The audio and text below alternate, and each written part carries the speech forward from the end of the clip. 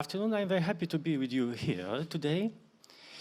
And my topic is war in Ukraine and Russian disinformation and Russian effort to somehow discredit Polish transition from fossil fuels to more green nuclear technology and, of course, renewable energy.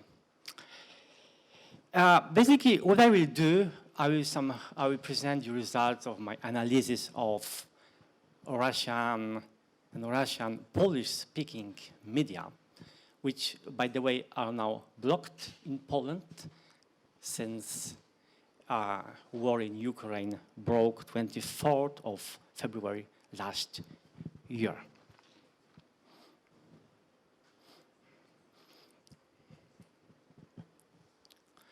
War in Ukraine, or actually Russian invasion of Ukraine from 24th February last year, changed the equation of energy transition in Poland. And for many years in Poland, what we had fossil fuel dominance of our energy mix. So what we used for our energy needs in Poland. Basically, it was coal, because for decades, if not hundreds of years, Poland has been extracting and using coal on the large scale. So until recently, coal was the main source of energy in Poland as regards electricity and other uses of energy. But this has already started changing like a decade ago.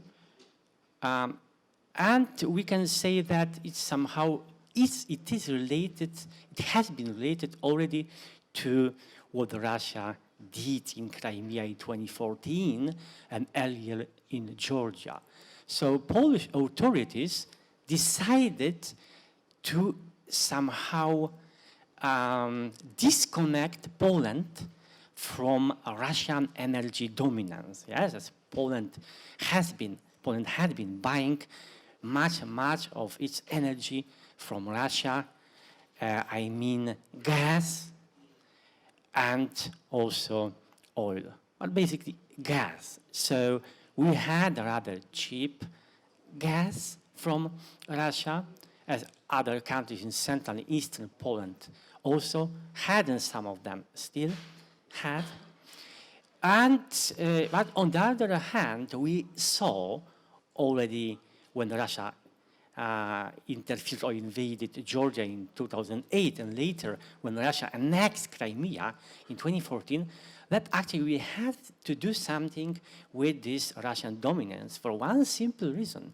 Because despite what Russia, what the Kremlin still is saying and has been saying for many years, I mean that gas and exports of gas from Russia is just a question of business. And our authorities in Poland realized that is not true, at least in our opinion, that actually Russian increased dominance of energy market in Europe, not just Poland, many other countries, is kind of geopolitical tool, which we saw materialize dramatically before the start of the Ukrainian war, with so-called Nord Stream pipelines under the Baltic Sea. Yeah? And we saw after the war broke that actually the whole endeavor and Russian efforts on energy market and as regards energy were actually focused on create that dominance, later to have political influence, which they actually have had in Europe. Yeah? So Poland started diversify its energy sources already more than a decade ago, which helped much Poland now with our energy transition. Yeah? But there was one point lacking actually from Polish energy mix. It's been nuclear energy. And Poland has had, not just Poland, but many other countries in Central and Eastern Europe, rather not easy relationship to nuclear energy. Some of you may know, 1986 Chernobyl disaster, Chernobyl catastrophe. I myself remember we at the school had to take special liquids to protect ourselves against radiation from Chernobyl. So it affected much Polish psyche as regards nuclear energy. And Polish people had been largely against the nuclear energy for many years, as you see here. Even 20 years after Chernobyl, as in 2006, when Poles were made, you see, more than half of the Polish population were against nuclear energy, yeah? Which actually led to put to the halt first Polish nuclear energy project on the Pol project, yes? Already during communism time, late communism time, so until 1989. But everything actually has changed then, because already in 2020, as you see in 2020, yeah, so during a pandemic, when new research was done, I mean service, you see what changed. During pandemic, supply chains around the world, as also as regards energy, foodstuff, everything, had been broken, which affected much also energy prices. There was actually energy crisis already at that time in 2020, 2021, yes, and energy prices really spiked around the world. So Poland felt that something has to be done. And actually already that time, they are doing this in cooperation with United States, yes, and then with Korea. But you can see here how Polish attitude to nuclear energy had changed at that time. You see already in, as you saw, maybe here, yes, already in 2020, there was a shift, clear shift in public opinion. More than half of Polish population already supported during pandemic because they realized what's going on, all the problems with energy sources. And then when the war broke out in Ukraine, the number of Poles who started supporting nuclear energy, I mean building nuclear plants in Poland, spiked to 75% of Poles favored building nuclear power plants after the war in Ukraine broke, for one simple reason, because we saw that against Russian claims that source of energy is not stable and is used for geopolitical aims. Yeah. Now, let's go to Russian narratives. I mean, in Russian Polish-speaking media. So they have been using or misusing or abusing Polish experience I have just mentioned. So that Chernobyl disaster, yes, and writing much about this in media like Sputnik, you know, probably Sputnik, yes, now it's blocked in Poland, yeah, that Polish nuclear energy efforts are dangerous, because you have to know that Russian, as regards disinformation, are rather smart.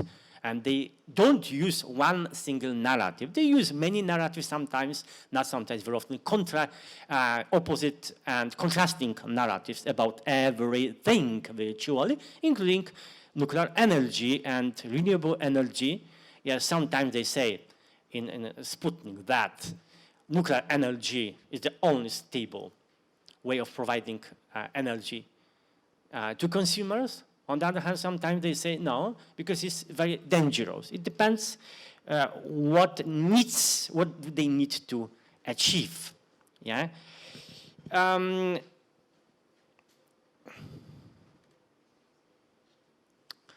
Same attitude is to renewable energy. So when we face this problem with energy as such, that we had to reduce or get rid of Russian gas in Poland and Russian oil in Poland, I mean purchases of Russian energy sources. So we had to do something. So one of the ways to resolve the problem was, of course, increase of production of renewables. Yeah. So Russian media and Russian Polish language media, they have been closely monitoring this and trying to sow somehow discord and so their own propaganda. So what they were saying and still are saying is that there's a huge problem with dependability of renewables. This is not a stable energy as such. And to have a stable energy, you need to use Russian gas. Yeah? But of course, it's not possible because there's the war and all the geopolitical tensions with Russia. But they are claiming this, that, look, now Poland, you Polish people, Polish government, not people, Polish government, you want to use more renewable energy, but actually it's not dependable, yes. And it is your, Polish mistake or blunder to shift from gas, stable gas from Russia, yes, to such a tricky business as renewable energy. Yeah, because how you can provide energy using wind turbines is laughable, is something ridiculous. I mean, it's such a narrative in Sputnik and other Russian outlets directed to Polish people. Yeah, so instead of engaging in this risky business, the only way for you is to use services of global energy leader, which is Russia. Yes, because they still hope that after the war, Europe may return to that approach to buying Russian energy. Another topic in Russian propaganda or Russian disinformation campaigns in Poland, but also in Russian media per se, in Russia, in Russian language. Yes, something which is used and abused on the global scale by Russia. So claiming that whatever happens, actually, and which Russia doesn't like, is the effect of Russophobia. Yeah. So the Europe and Poland and some other Central European countries, they were persuading Europe not to use Russian energy. Yes, so for Russian outlets, media outlets, is kind of Russophobia, as everything else which they don't like. Also, same geopolitical, not just Russophobia, but geopolitical aims. Yes, so that Central European countries, especially Poland, have been trying to persuade the European Union to skip Nord Stream projects, so gas pipelines under Baltic, yes, leading gas from Russia to Germany. And behind of this, according to Russian media and Russian propaganda, it doesn't have any rationale as regards economic or economic value or energy supplies value. Is pure geopolitics, so hatred to Russia. But the very basic point on the map of Russian media and Russian propaganda in Poland is Poland's relationship with the United States. Actually, what they have been doing and Russian narrative, is been returning claim that Polish partnership with the United States actually is the fruit of one administration, Donald Trump administration, and that what you have now actually comes from that. The origin is there in Trump administration. But and now it's a question, of course, of war with Ukraine. So Is another reason for that partnership, because Poland being a hub, for logistic hub for a coalition efforts somehow to help to assist Ukraine. So Russian media, in Russian Polish-speaking media, have been trying to say also as regards energy and nuclear energy and Polish partnership as regards nuclear energy, also with Korea, that is just the fruit and the effect of American dominance over Poland, so alleged American dominance over Poland, that Poland has no say in these, yes, and that what is behind the nuclear cooperation between Poland and United States. And one thing is that United States wants to expand its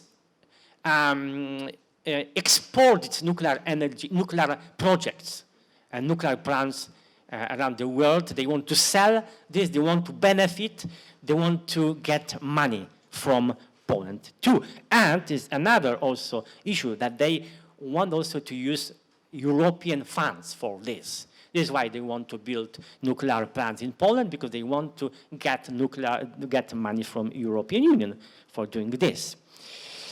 And of course, as I told you, this multi-narrative, yes, once they say that a much better option, that the renewables would be gas or nuclear energy, and on other occasion they say that nuclear energy is extremely dangerous for environment, as we saw in Fukushima or even Chernobyl, yes, and also because they monitor closely also Polish government's papers and Polish government's activity. So they say that Polish plans for nuclear energy and Polish program for nuclear energy, actually there's much less care there inside in this program about ecology and the impact nuclear energy would have on Polish environment, on natural environment, on nature. Yeah. So of course, what we have to do, we have to ask experts and somehow differentiate between what is real concern and real threats to what is Russian propaganda. And something which I have already mentioned, some very dominant, one of the dominant narratives in Russian propaganda is what implication will have, I mean, what Polish transition, energy transition will have for European unity. As you know, or maybe you not know, Germany decided to withdraw from nuclear energy at all. So they want to withdraw totally from fossil fuels and nuclear energy. So the Russian media say, okay, Poland, yes, is used by United States to influence and to sow discord in the European Union, yes, especially it regards our relations with Germany. Yeah. So Poland being kind of a fifth column. You know what is fifth column? Is a soldiers or group of, let's say, people or special operation. It's a special operation. Poland has such a special operation to sow discord and create disunity in the European Union. Also, returning topic in Russian disinformation is question of financial and operational feasibility of Polish nuclear energy project. So they say basically that Poland cannot afford this, that all the conglomerate, private, public conglomerate, which have been created to start that project, I mean building nuclear power plants with United States and also with Korea, yes, that Poland highly depends on foreign money, foreign financing for this. And what this basically means for them, for Russia, is that is another way to somehow enslave Poland and to make from Poland a client state. Yeah. And finally, concluding thoughts about that issues, about propaganda. As we see also later, another panel, the question is that we need cohesion and we need a consolidated response from the European Union to that disinformation and propaganda from Russia. And we actually have, because the European Union launched anti-disinformation programs already several years ago, yes? And what we need also is awareness in Poland about this.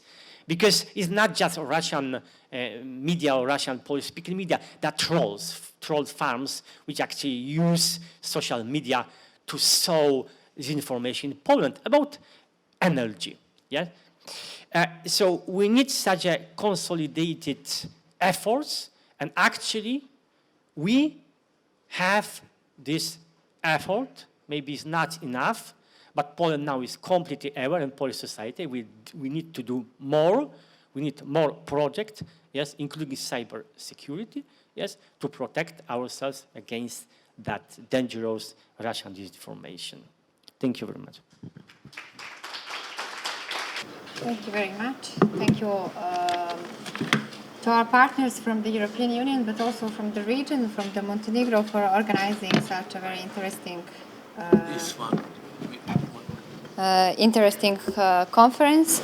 I hope that it will be very interesting also for our colleagues and students, that they will have questions also for the topic that I will discuss now regarding the question related to Western Balkans and Montenegro, between Europeanization and the influence of the other countries on the Balkans, especially regarding the influence of Russia.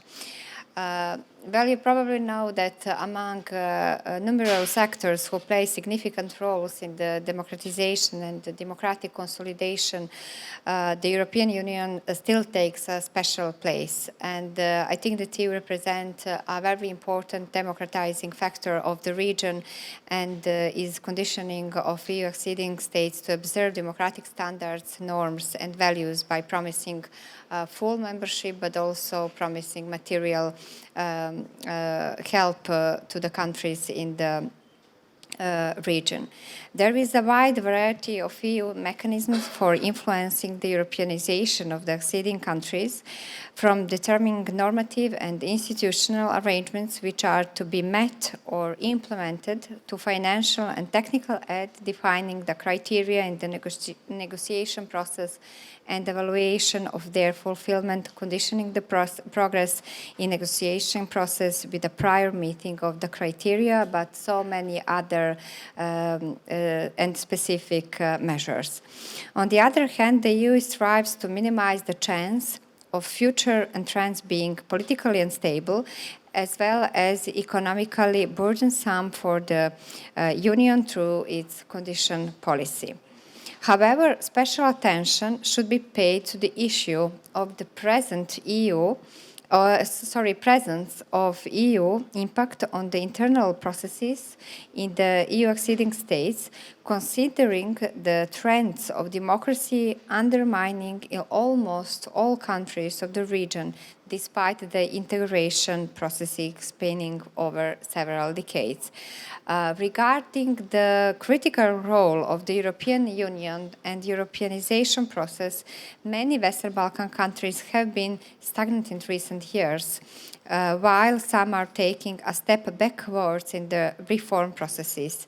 This stagnation is also indicated by data from all relevant international reports, such as European Commission report, Freedom House report, The Economist, Bertelsmann Index, Stiftung, and others, which classify many countries of the region within the category of hybrid regimes, or categorize them as defective democracies due to the values of overall consolidation and political transformation indicators. Although the European Commission has initiated a new enlargement policy to make the EU enlargement process more dynamic, for the Western Balkan countries, the new negotiation methodology has not repeated the expected results in intensifying the relations between the EU and the region, nor in the reforms, implementation, progress in the accession process. Also, the very conditioning policy is still losing its power to sanction states for failing to achieve results in the reform implementation process. On the other hand, the trust of the Western Balkan countries' citizens in the EU is in great danger because of the EU's inertia to reform the enlargement policy and the very decline of the candidate states in the negotiation process. Additionally, insufficient EU presence in the region and the Europe opens the possibility for stronger influences of great powers such as China, Russia, and Turkey, but other countries, indicating necessity for revising the EU approach towards the Western Balkan region. In addition, the EU needs to intensify its role in promoting the rule of law, take responsibility for delays in the democratization process, and stop the presence of foreign influences in the region. Among these influences, it is crucial to consider the Russian impact in the Western Balkan region and the consequences on the European integration process of these countries. In the last few decades, it is evident that Russia views the Western Balkans region as a political field to keep the score in its rivalry with the West. In that context, Russia especially strives to negate the EU and NATO achievement in the region by using the area for geopolitical conflict with the European Union and the USA. That is why Russia has opposed Montenegro and North Macedonia's membership in the NATO alliance and has also opposed the EU integration process in recent years. Even though the Balkan countries have traditionally solid political, historical, and cultural ties to Russia, following September 11, 2001, Russia has filled the political vacuum in this region, in this area. And however, in the last decade, the Western Balkans has become a region of high priority foreign policy interest for the Russian Federation. The Russian-West relations have dominantly predefined the relationship between Russia and the Western Balkans, and the worsening of these relations was caused by the EU and US decision to introduce sanctions of Russia following the Crimea action in 2014, but also due to the more active EU role in Belarus, Georgia, and Moldova by signing several agreements on cooperation and association, while today it is primarily characterized by the Russian aggression to Ukraine. Additionally, the lack of EU presence and engagement has been skillfully used to strengthen the Russian presence, and its interference in the internal issues in the region's countries, as such a thing would not have been possible if the regional leaders in our Western Balkan countries, especially those of the semi-authoritative regimes, disapproved of Russian politics towards the Balkans. The proof lies in many Russian officials visiting the region and the Balkan politicians' visits to Moscow in recent years, while Russia has been strengthening its impact, particularly in Serbia. Russia primarily bases its influence on the Balkans on its position as the permanent member of the Security Council in the United Nations, waiting the international recognition of Kosovo through the UN membership, as well as putting the Western Balkan countries into a dependent position by Russian energy generating products, giving them reduced prices of gas and oil.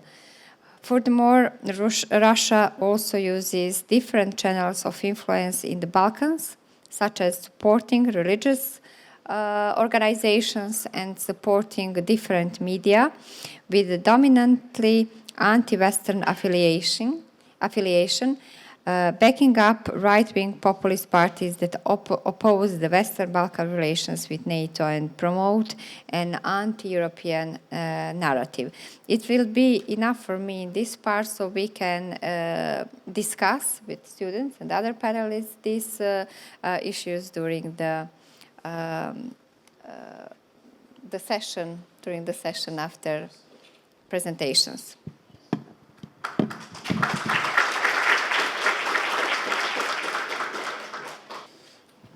Fake news and disinformation are a global phenomenon from which Montenegro hasn't been spared.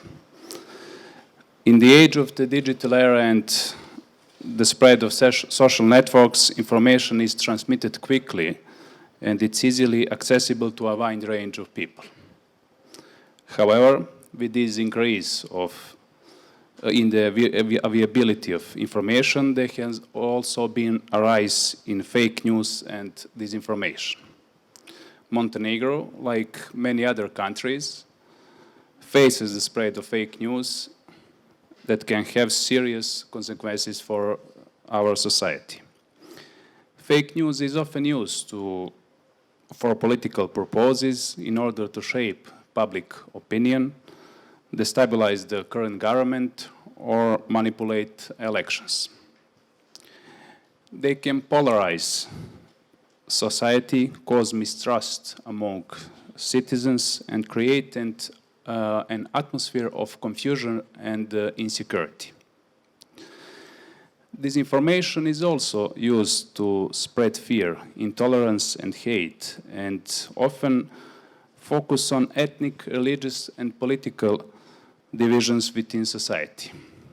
Such disinformation can have serious consequences for social cohesion and peace.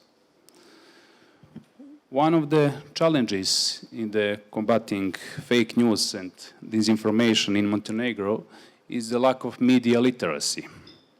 Citizens often don't have enough knowledge or required skills to recognize fake news or check their sources of information. A lack of critical thinking and a lack of ability to check information sources can lead to the acceptance of incorrect information as the truth.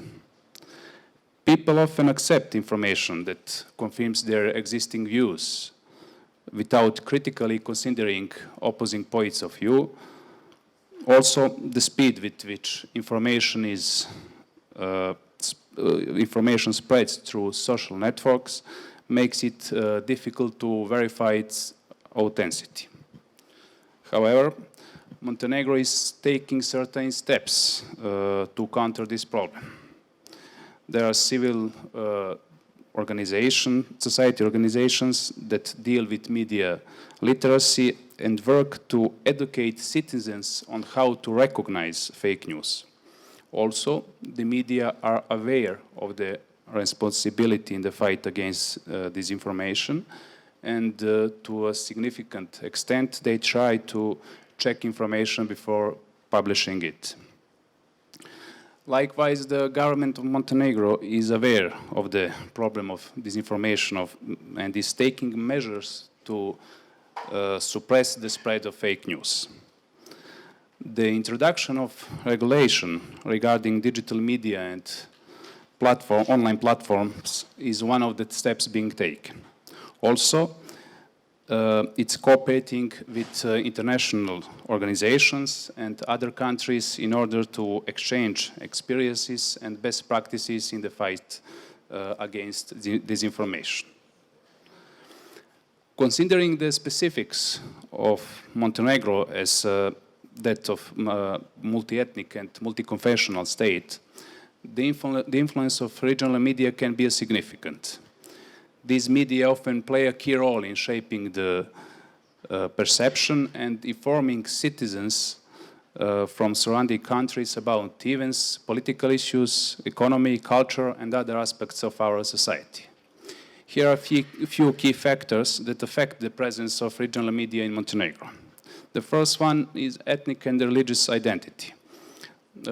Montenegro has various ethnic and religious groups, including Montenegrins, Serbs, Albanians, Bosniak, Croats, and others. Regional media often reflect the specific interests and perspectives of these groups. In this way, they can shape perception on certain issue and can also influence political attitudes and preferences. The second key factor is politics. Regional media often cover political events at the local level, including local government elections. Their coverage of political topics can influence political choices and decisions at the regional level. The third one is our cultural and language. Montenegro has different cultural traditions and linguistic groups. Regional media promote and preserve these differences through their program content, which can contribute to the preservation of cultural identity. The fourth one is local economic topics. Regional media reports on local economic issues, commerce, employment, and investments. These media can influence local economic decisions and attract the investments of investors. At the end, we have the last one key factor, it's social and environmental activism, where I mean that regional media often play a key role in promoting social and environmental initiatives at the local level. The reporting can encourage citizens to take action and change perception about important social issues. It's important to note that the influence of regional media can vary depending on many factors, including the circulation, viewership, listenership, and online presence of the media. Also, social networks and digital media have become increasingly important channels for informing citizens, and regional media often rely on these platforms to reach a wider audience. In any case, regional media play a significant role in shaping public opinion in Montenegro and play an important role in the democratic process in the variety of informations made available to citizens. Of course, this can also include spreading disinformation through the media in order to achieve a certain goal or create a favorable perception of an issue. Therefore, regional media often have a high visibility and presence in the Montenegrin media space. Their content, news, and information can easily reach the Montenegrin audience, which means that the regional media can have a greater influence of public opinion. It can be said that the media of country that meets the two following criteria have the greatest influence on Montenegrin public opinion. It's the same language and the common border. According to these conditions, it would refer to Bosnia and Herzegovina, Croatia, and Serbia. There is also Albania, with which Montenegro shares a border, but there is a language barrier. So it can be assumed that the influence is effectively halved. Finally, if you look back at the countries of former Yugoslavia, we also have Macedonia and Slovenia. Macedonia has a different language and doesn't border with Montenegro, so it can be assumed that the influence of their media is negligible. Slovenia is a country that, according to many criteria, leads the way in relation to the entire region, yet it doesn't seem to be a good fit in that region. It's most development in many spheres in our region. Of course, apart from the linguistic and geographical similarity, it's important to take account into the political, historical, and cultural connections between Montenegro and other countries in the region. These factors can additionally strengthen the influence of regional media on Montenegrin public opinion.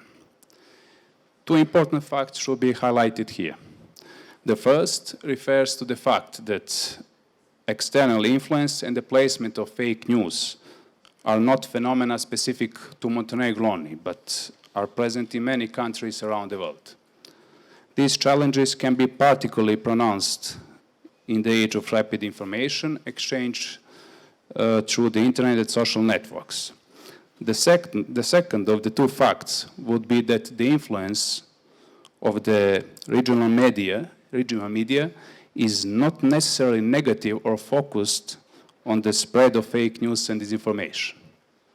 Regional media can also provide important information, analysis, and perspectives on events in the region, which is important for understanding the context and interrelationships.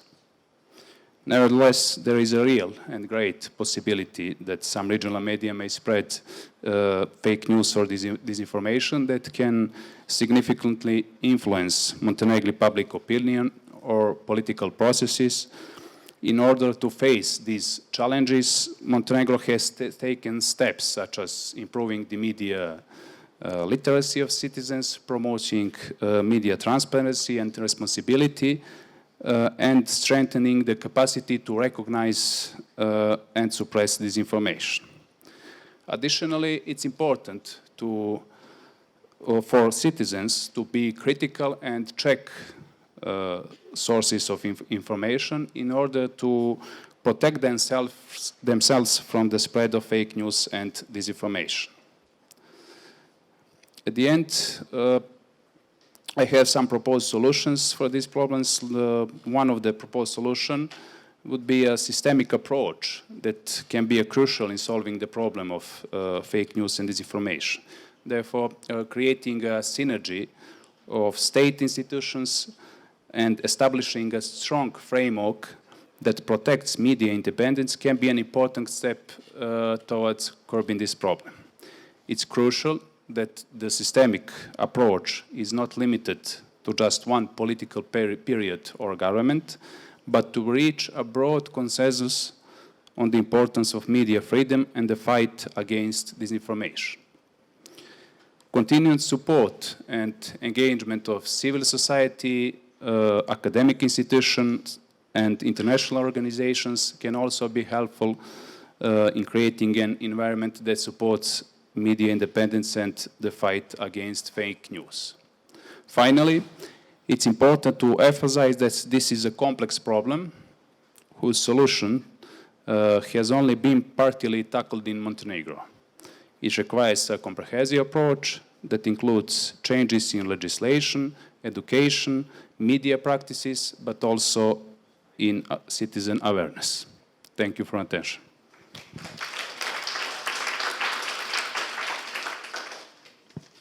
Hi everyone. As colleague Mesha said, Professor Mesha actually, we are a small newsroom called Raskrinkavanje.me.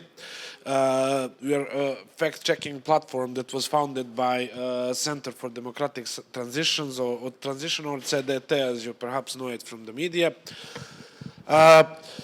Colleague Vukcevic had a lot of good points in his speech.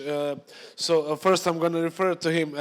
As he said, fake news is a global problem. It is. Montenegro is only a part of that problem.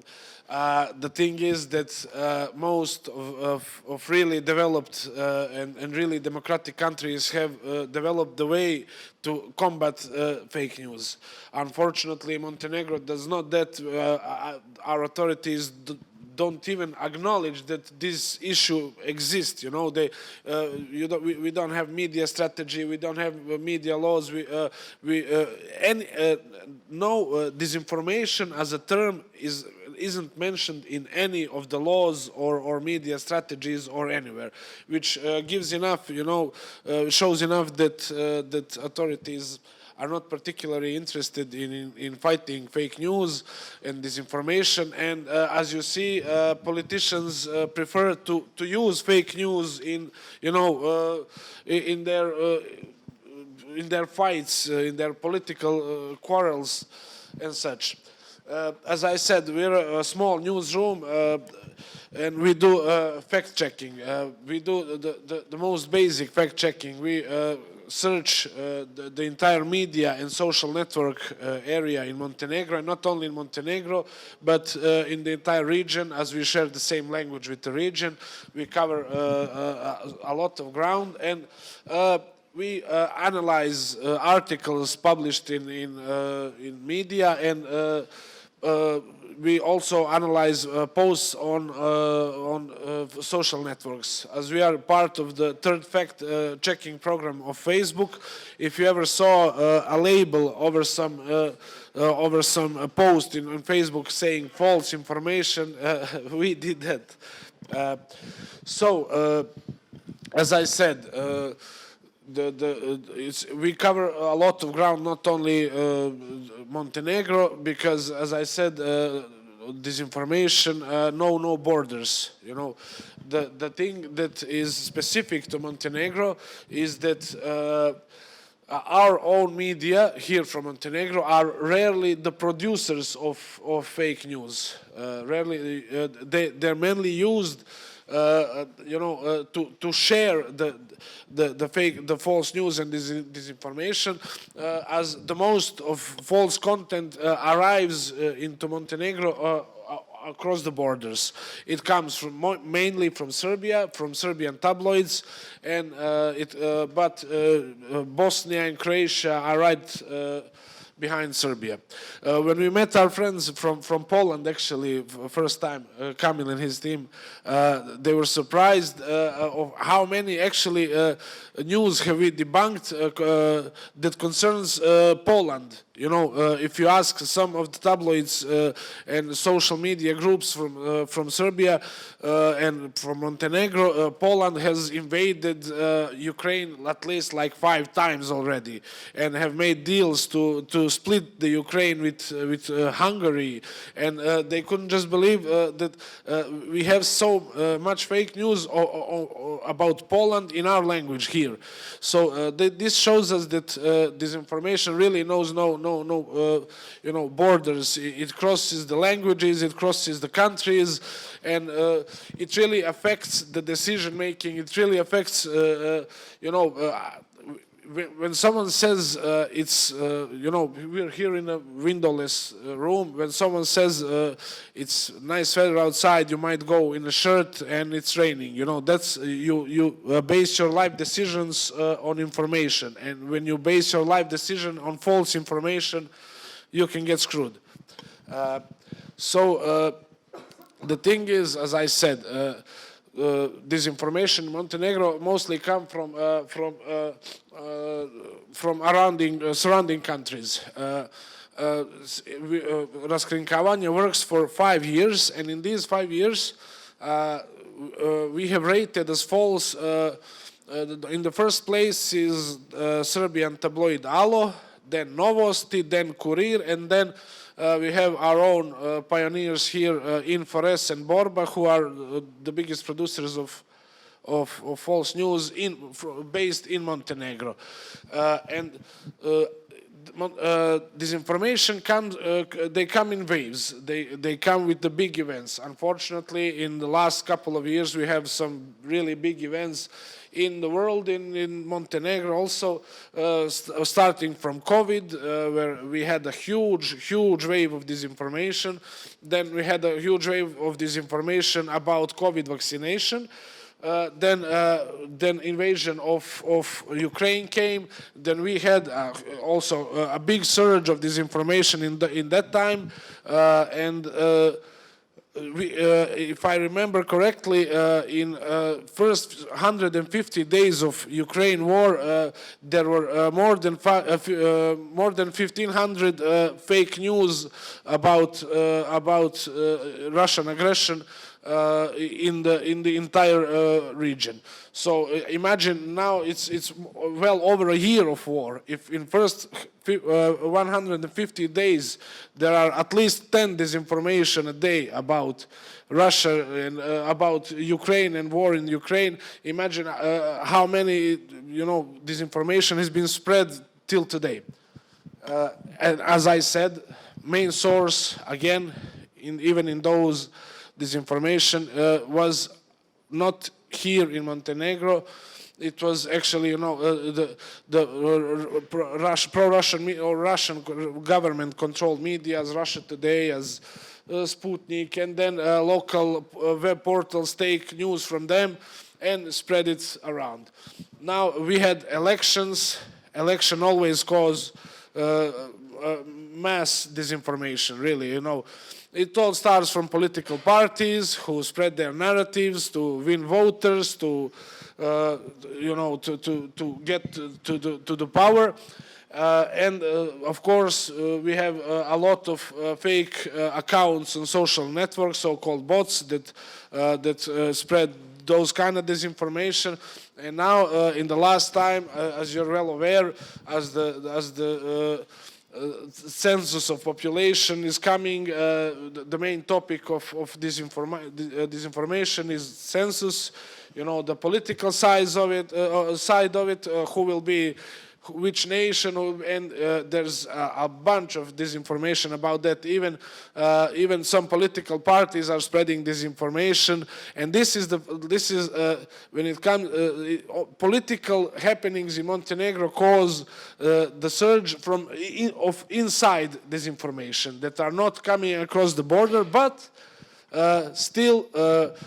In the last few days, we rated like dozens of false articles from Novosti in Serbia, from Alo, from Kurir, and those kind of tabloids who are very interested in happenings in Montenegro, especially in politics, and they keep pushing this information. And as your colleague Vukcevic said, you know, they have impact.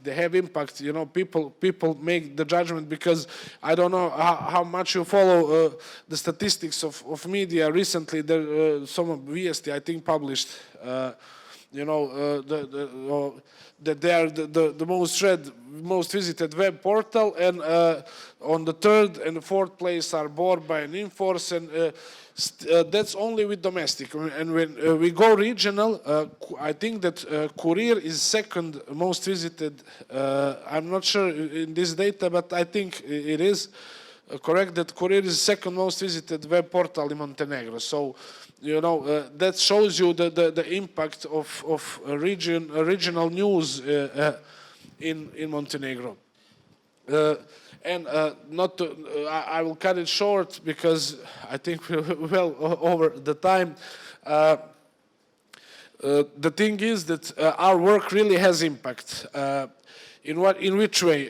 We are part of Facebook's program, and when some of these media share this false content on Facebook, we label their content as false, and then Facebook sanctions them. It lowers their reach. They cannot monetize the pages, and they have 7 days deadline to correct the fake news. And they do that, actually, because it influences their reach and their money. They actually make these corrections. And in the last 5 years, as long as we're working, we had over 300 corrections, which means that any web portal from the region, when they publish false news, they have to make a clearly visible correction. And, you know, the headline has to say correction. The first thing that we published was fake news. So it kind of, you know, the combating disinformation starts with that. And as your colleague said, it really needs to be addressed more. Our authorities are ignoring the problem, pushing it under the rug, and it really, you know, we hope that very soon something needs to be done about these issues. As I said, I'm going to cut it short. Thank you, and you're welcome to ask any questions.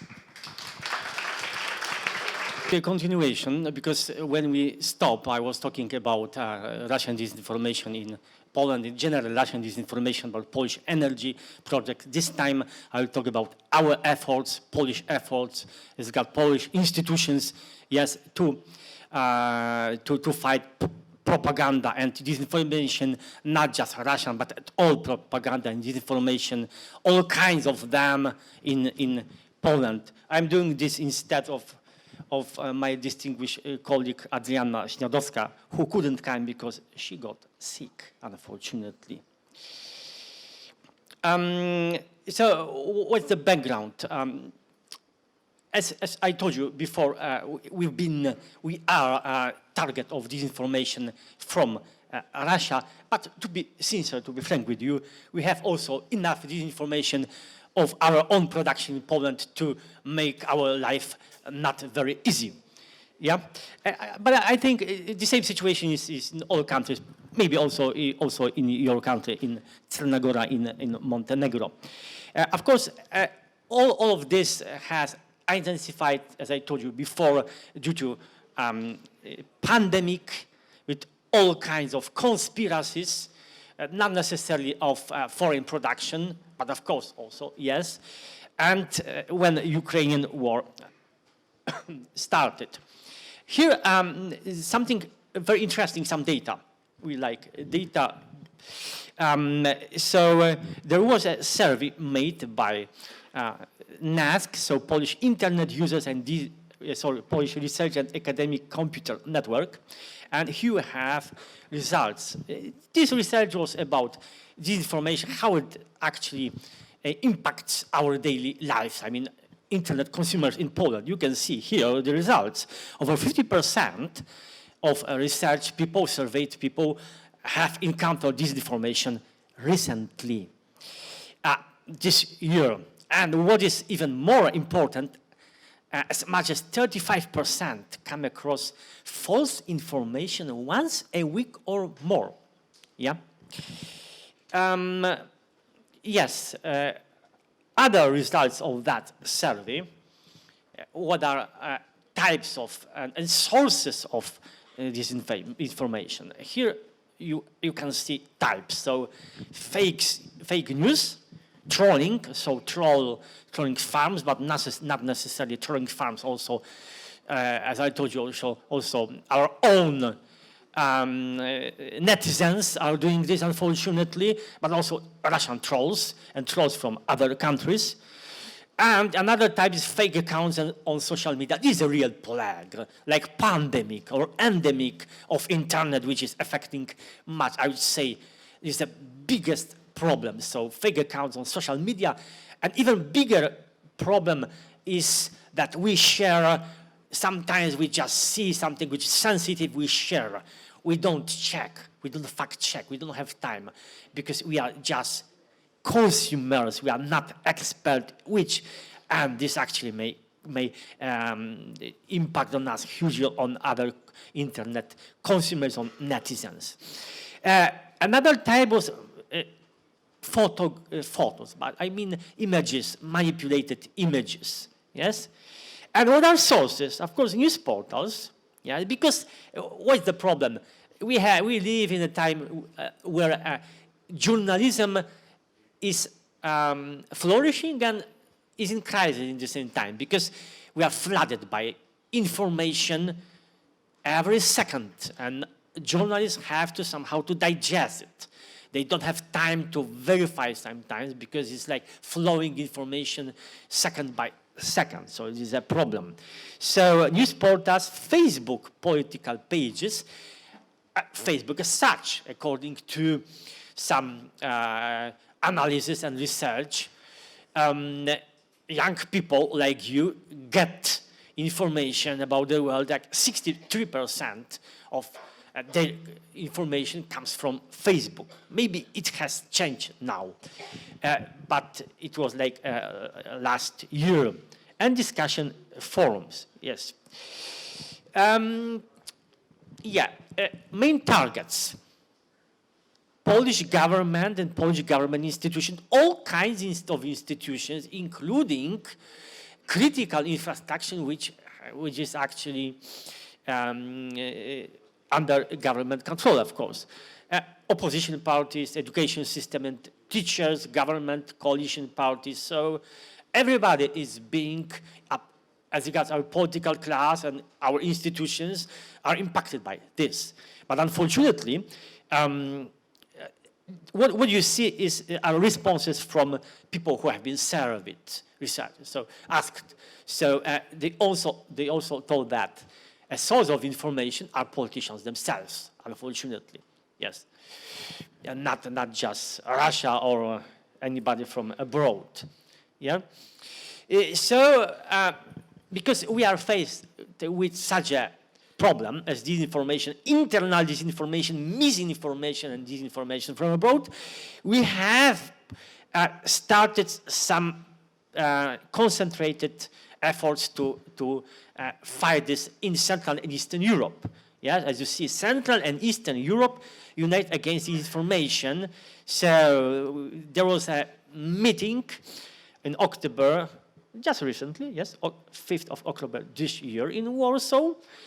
Stop Disinformation and Russian Propaganda, with representatives from Poland, Ukraine, Estonia, Romania, Hungary, Latvia, and Lithuania, so all the countries which have been and are, of course, impacted, much affected by war in Ukraine.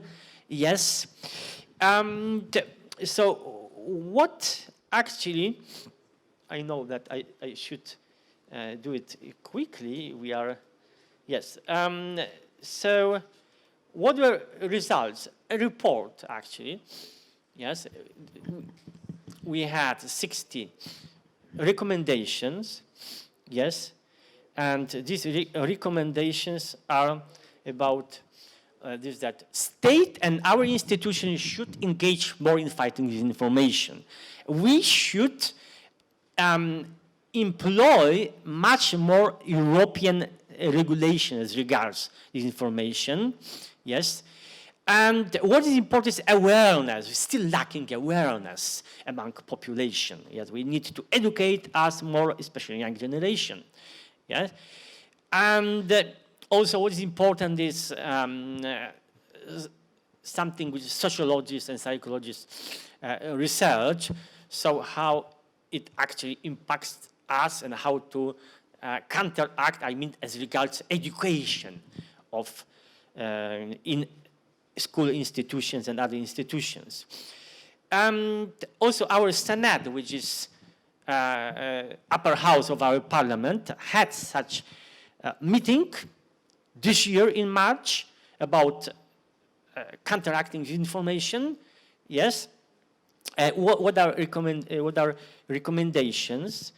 Of course, we need to first identify countermeasures, but recommendations. So basically, bolstering our resilience as a state and resilience as society. So what I have said before. Yeah. As you see, what I'm showing you are step by step. I'm showing you various examples of initiatives, meetings, conferences on the local level, on the central level, which aim somehow to engage and to counteract disinformation and prepare, of course, ways to do this. As you hear, also fake hunter education campaign last year after war in Ukraine started. Yes, and what's important here is highlights. Yes, so what was done? Yes, it was classes and mechanism driving the creation of fake news were researched, of course, and video materials were produced, yes, and state institutions and educational institutions were engaged in this effort. Yeah, what we are doing as a state, we are monitoring day by day, second by second. I mean, Polish state services are monitoring the situation, and they try to identify major disinformation threats, which much success. Yes, I can tell you that sources of disinformation, main sources of disinformation, have been successfully blocked. You cannot access them, even using VPN, which is really a success on the side of Polish state services. What are conclusions? So what has been already said before, but I will colleagues is that state institutions should be more proactive, yes, and they should work together with society to have united stance against disinformation. And also, the main conclusion is awareness, education, and vigilance, which is a must for us to counteract disinformation. Thank you so much.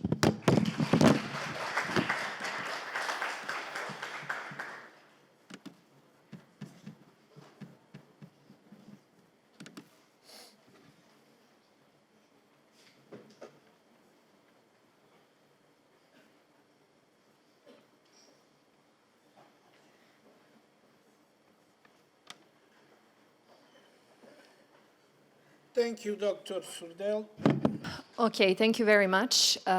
It is my great pleasure to be here and to speak about this important topic. Since we don't have much time, I will skip right away to some practical examples. But before that, I will give a few words about media manipulation in general and various types of misinformation and disinformation. First, the transformation of journalism that we face today is dependent on technology. Media manipulation is not something that is imminent to current moment, but it's made easier with various technological means. One example of novelty in classic journalism is immersive journalism, where actually a consumer plays an active role. With the virtual reality experience, you can have a first-hand experience with media news and media information. However, this VR experience in journalism is also opening a field for disinformation and for manipulation, because with VR and immersive journalism, the crucial component is credibility. I will, as I've said, skip to some definitions of media manipulation, and then we can discuss several very specific examples. So, media manipulation can be defined as socio-technical process where certain actors want to manipulate the public, they want to achieve certain goals, and the public is not aware of these goals. As we can see here, manipulation is not a specific feature of new media. This is something that I emphasized at the very beginning, but it's made easier with new media techniques and new, especially technological means.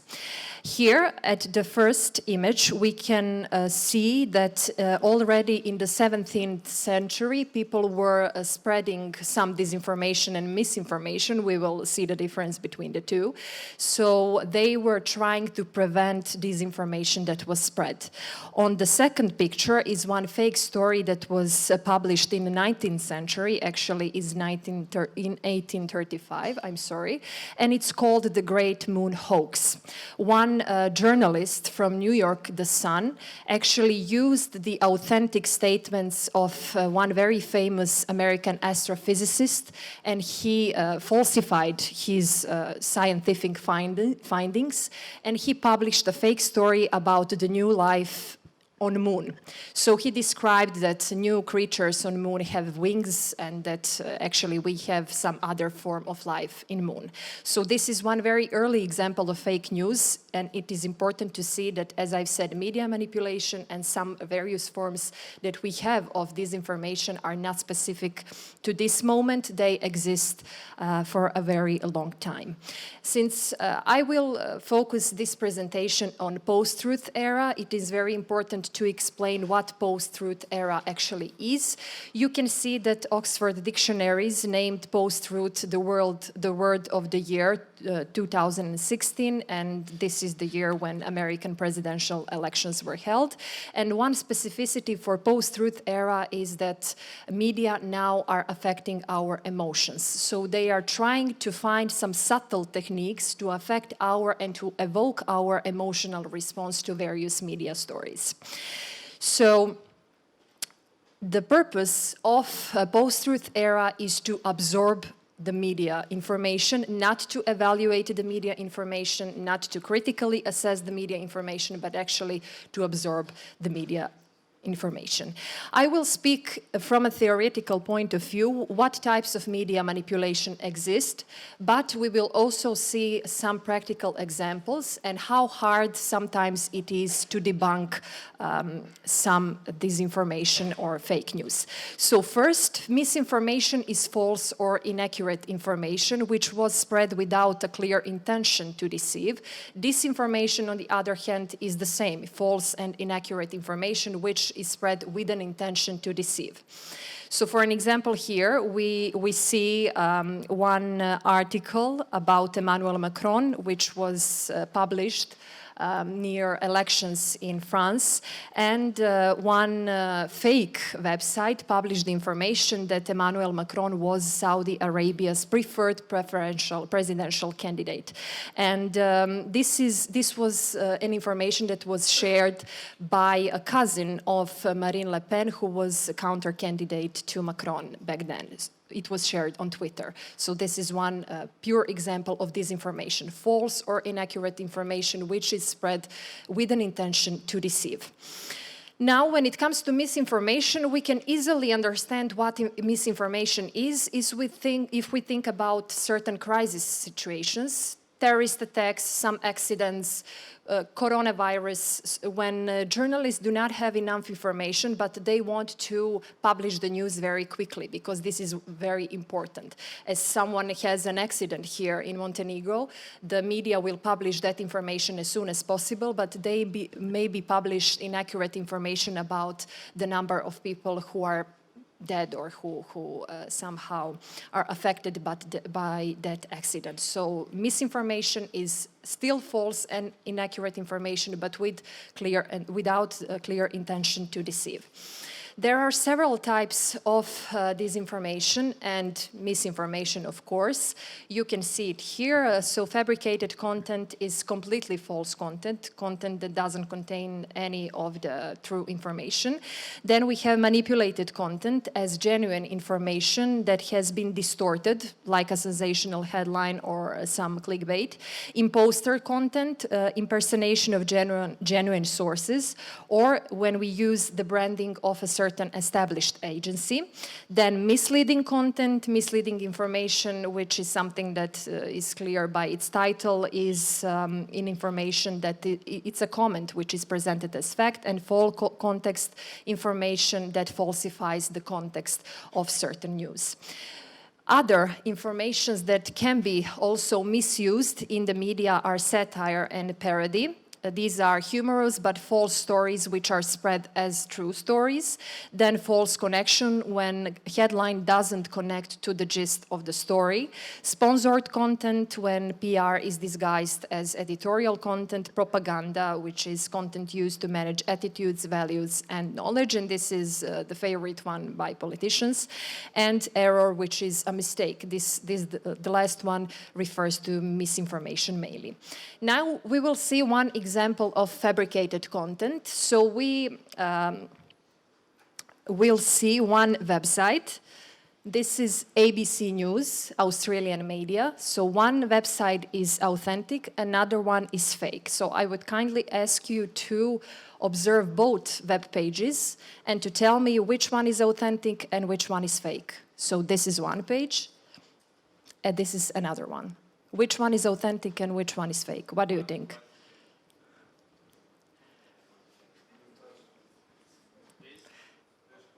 This one is fake or authentic? Okay. Do we have other comments? So this one and this one. The second one is fake. Okay, why?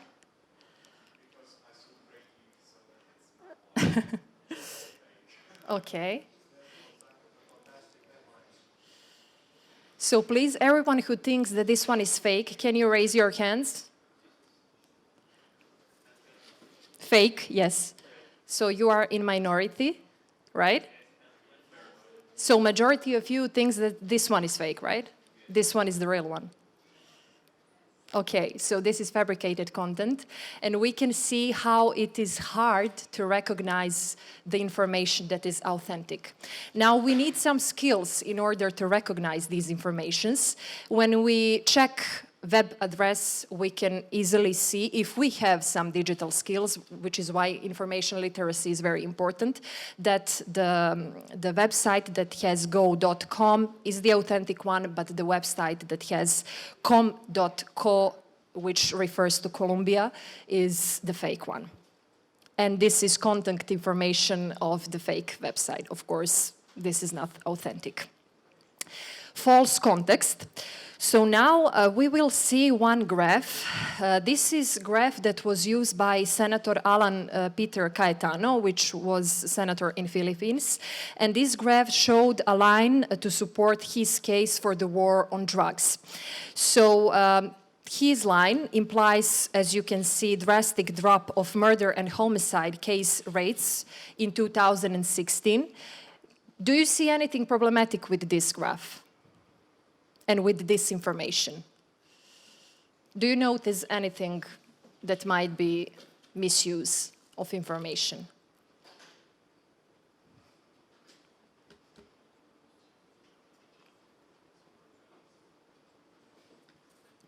So we have data from 2010 until 2015 for full years, right?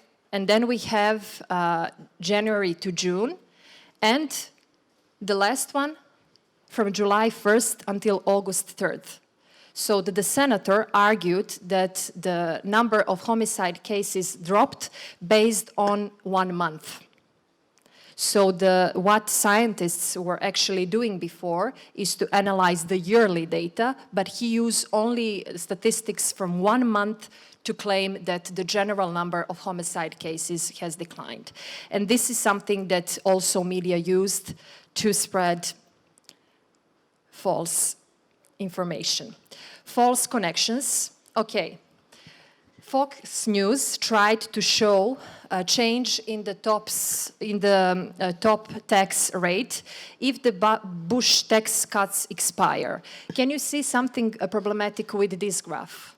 So on the left hand we have 35% and the right chart shows 39.6%. Do you see? Yes?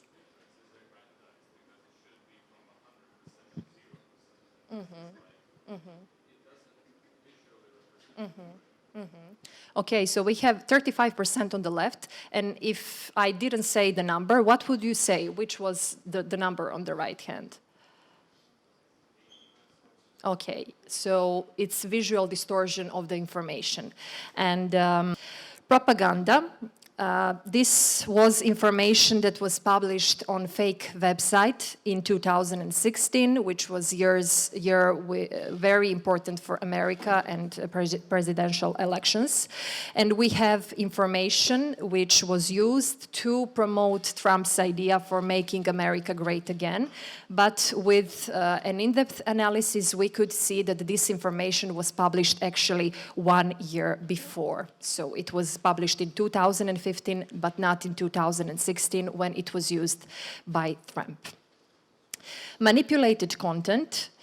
We have here one picture of conservative leader Theresa May, which was launching her party campaign bus, but the actual context of this photography is this one. So this is the example of manipulated content. Now, I would like to emphasize one topic, and this will be the last point in my speech, artificial intelligence, because we do not speak so often about artificial intelligence when it comes to disinformation and manipulation techniques. I am a huge fan of AI, and I truly think that we can use it in a smart way, but it is also important to be aware of some potentially dangerous consequences that AI can have for the accuracy of information we are viewing, reading, or listening to every day. We have one expression, synthetic media, which actually refers to the new forms of misinformation and disinformation produced by artificial intelligence. And now we will see one AI-produced series of photo and actual series of photo. So the top line is the actual one and the bottom line is AI produced. So it is practically the same. Yes. And now we will also see one example how AI softwares can be used to transform our faces. So this is the source person, the real person. Then we have AI or mediating software, and this is the result. So this person results in this person.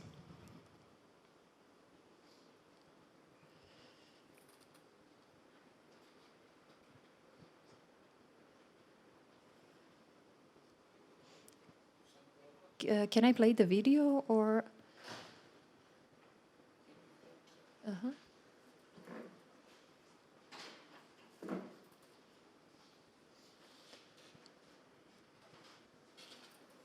Okay, I made it, thank you. Yes. Okay, so you can see subtle movements and the result. So this is mediated by AI software. So you can imagine what we can do and what information we can produce with these technical means. I will demonstrate one more example. This is false Theresa May.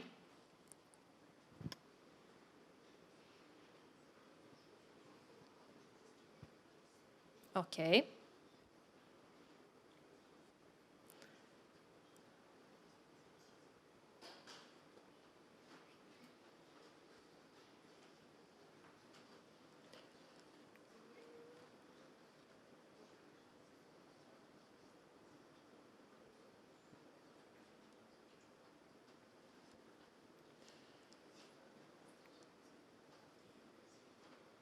Okay, I will just try, let me see if I can do it this way.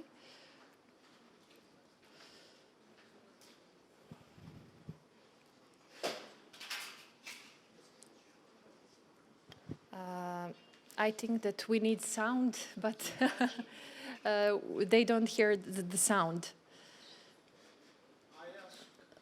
Okay, I will not take more time, but the point of the purpose of this video is to show how again, a person using AI can synthesize some information from another person's lips. So as a result, we had fake Obama, which was spreading some political messages, and in visual aspects, you could not identify that Obama figure was fake. It was the same as the authentic one. When it comes to what can be done, okay, the presentation is blocking, but in general, artificial intelligence can be very useful for journalism and the media. I will mention the example of Associated Press as an agency which uses artificial intelligence services from 2014 to actually produce one very useful and advanced information, which again removes the burden from journalists and their everyday work. Now, when it comes to these new challenges of disinformation and misinformation, we can say that media literacy is a skill that we are discussing a lot, but we are forgetting about the information literacy, which is another necessary skill. Okay, ne moraš, sve okay. Another necessary skill, we undermine the potential of information literacy, and information literacy should give us those digital skills that will help us to debunk false content, fabricated content, manipulated content, etc. So at the end, I would say that media manipulation, again, is not something that is new, is not something that is imminent to our era, but we should use new technologies to slow down the spread of disinformation and to help ourselves in this new media environment. So instead of blaming technology for producing new forms of disinformation, we should use technology to help us debunk that disinformation and various forms of media manipulation. So this is it. If you have any questions, of course, later I will be more than happy to answer them. Thank you very much.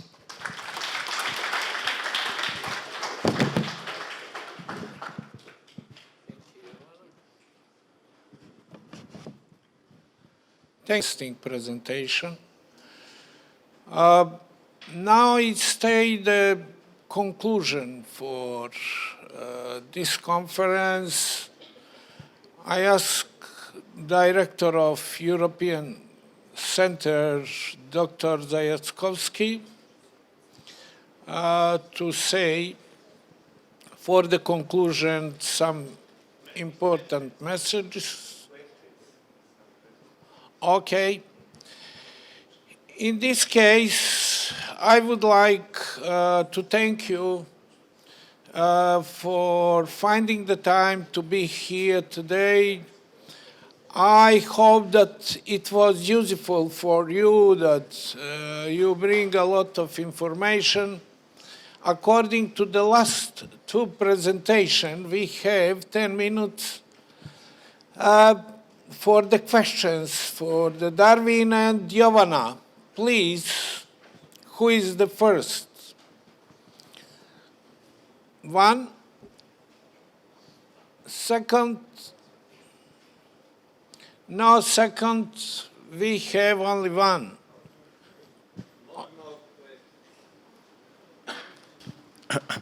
Okay. My name is Nikola Lijanic. I'm from the second year of Master Studies in International Relations, and I was quite intrigued by how this second panel ended, especially when it comes to describing the ways, the modern ways how this information is disseminated. Namely, what I'd like to ask you to clarify a bit more is the presence of either Darwin or Giovanna can answer, the presence of live threads in the form of Reddit or Twitter, and how the information there, the news, tend to go in a form of a reel, constantly updating.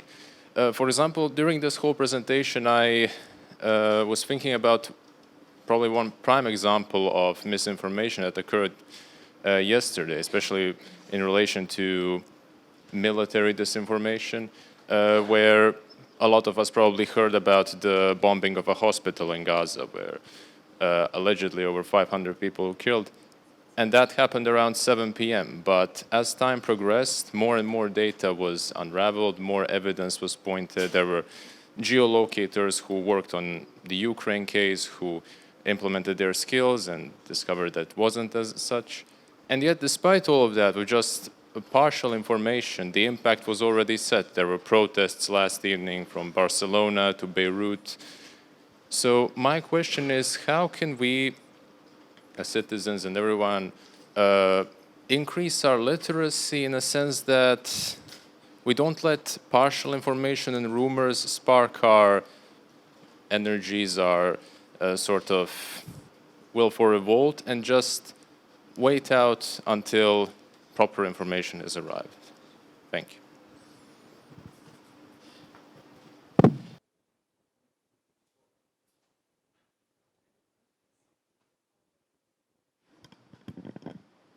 Do you hear me? Okay. Thank you for your question. It's $1 million question. This is why I'm emphasizing information literacy always over media literacy, because media literacy will help us understand the media context, the editorial policy of various media, but will not give us the skills we need to deconstruct information spread on social media. This is why I believe that we should speak more often about dissemination of information. Even in information literacy, we speak about information, so how information is created in some technological aspects, but we do not speak so often about the dissemination of information. So it is very important to raise awareness about that aspect. So what can we do with that information? Should we share it? Should we ignore it? Or should we try to critically assess it and then share our critical stance with our small environments? So I think that we should start from an individual approach. Some generic solutions are not so helpful, but we also need to be supported by a system. As Darwin previously mentioned, in Montenegro we do not have official recognition of disinformation. The newest media strategy does not mention that, and still it is the newest and the most present challenge in media of the 21st century. So we need both individual initiative and, of course, official systematic support. And I'm going to answer from, from my angle, from the stuff that I do.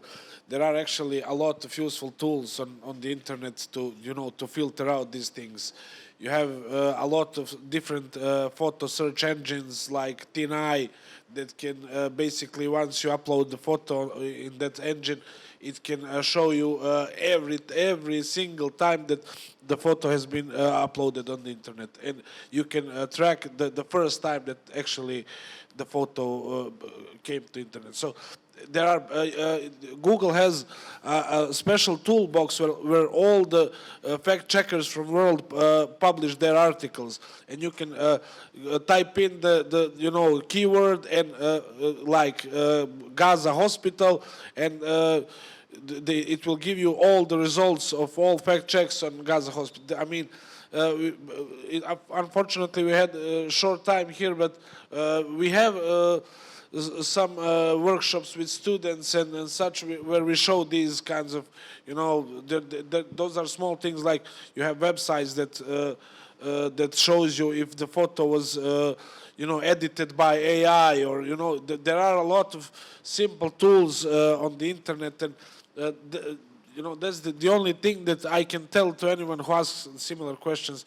Unfortunately, you're being left alone to fight this fight. As we often say now, everyone can be a reporter, but everyone can also disinform and create false content. So, as Jovana said, it's $1 million question, and all I can say is, find some small tools to protect yourself from the influence of this evil. If we don't have more questions, it stays only for me. According to the last speaker was Jovana today, to thank you again and to take some message for our organizer from Poland, it was very useful for us here, and that I hope that we will organize similar conference in a future time. That is only beginning of our cooperation. Of course, we will continue to cooperate with Poland Embassy in Montenegro, and of course to thank the humanistic study faculty for preparing this room for this conference. We will continue our engagement to the end of the project in Bitola and on the end in Warsaw, when we will promote the publication book according to finishing this project. Thank you very much again. Thank you, Kamil, and have a nice trip to Poland. All the best.